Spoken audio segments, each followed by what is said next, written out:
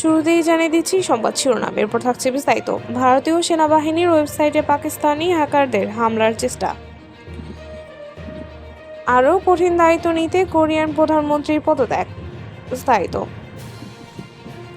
ভারতের জন্য একটি বড় সাইবার হুমকি আসছে, যেখানে পাকিস্তানি সমর্থিত হ্যাকার গ্রুপগুলো ভারতীয় সেনাবাহিনীর বিভিন্ন গুরুত্বপূর্ণ ওয়েবসাইটে হামলার চেষ্টা চালিয়েছে। পাকিস্তান ভিত্তিক দুটি হ্যাকার গোষ্ঠী সাইবার গ্রুপ এবং national cyber crew army public school Nagrota এবং সুনজুয়ানের ওয়েবসাইটগুলোকে টার্গেট করে। তার একাধিক উদ্দেশ্য ছিল ভারতীয় সেনাবাহিনীর নাম করে উস্কানিমূলক বার্তা ছড়িয়ে দেওয়া। এই হামলাগুলোর মূল লক্ষ্য ছিল গত কয়েকদিন আগে জম্মু ও কাশ্মীরের পহেলগামে ২৬ জন নিরীহ মানুষের নিহত হওয়ার ঘটনায় ভারতীয় সেনাবাহিনীকে কটাক্ষ করা। ওই হামলার পর ভারত পাকিস্তান সম্পর্কের মধ্যে তীব্র উত্তেজনা তৈরি হয়েছে এবং পাকিস্তানি হ্যাকাররা এই পরিস্থিতির সুযোগ নিয়ে হামলা চালানোর চেষ্টা করছে। তবে তাদের এই পরিকল্পনা সফল হয়নি, কারণ ভারতীয় সাইবার বিশেষজ্ঞরা ছাড়া দিয়ে হামলাটি ব্যর্থ করে দেন। এতে কিছু ওয়েবসাইট সাময়িকভাবে বন্ধ হয়ে পড়লেও সাইবার নিরাপত্তারক্ষীরা দ্রুত সমস্যাটি সমাধান করে।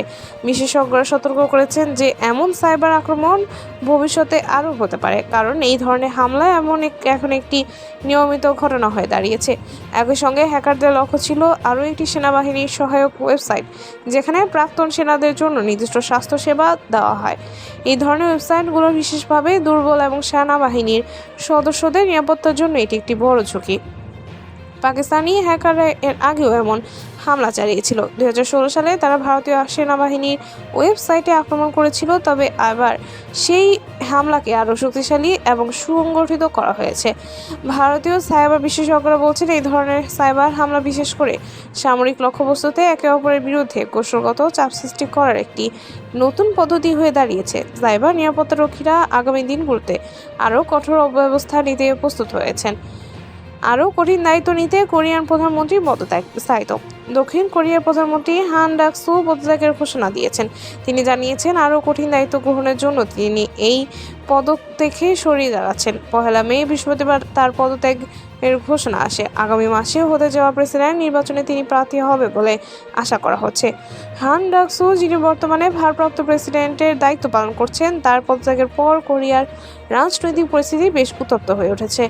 গত কয়েক মাসে দক্ষিণ কোরিয়ার প্রেসিডেন্ট ইউন সুক ইউল মার্শাল ল জারি করার পর তার সরকারের পতনের মুখে পড়েছিল, যার কারণে হান ডাক-সু স্থায়ীভাবে প্রেসিডেন্টের দায়িত্ব গ্রহণ করেন। তার এরপর থেকেই ডাক-সু পরিস্থিতি সামলাতে নানা কৌশলগত গ্রহণ করেছেন এবং রাজনৈতিক অস্থিরতার কাছেও বেশ পরিচালনায় ভূমিকা রাখেন।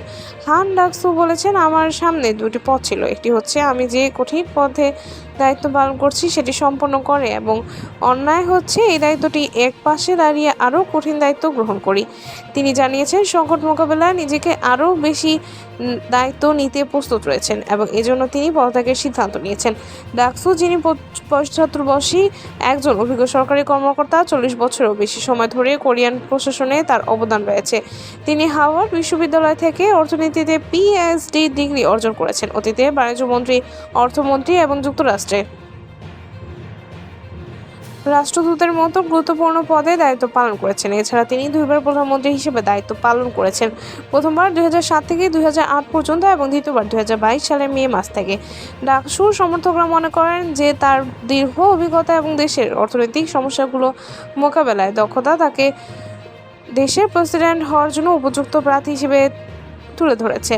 তবে সমালোচকরা বলছেন ডাক-সু নির্বাচিত কোনো পদ ছিল না এবং তার রাজনৈতিক সমর্থনের ভিত্তি নেই। তার বয়সও একটা বড় প্রশ্ন হয়ে দাঁড়িয়েছে, যা সমালোচকরা সামনে এনেছে।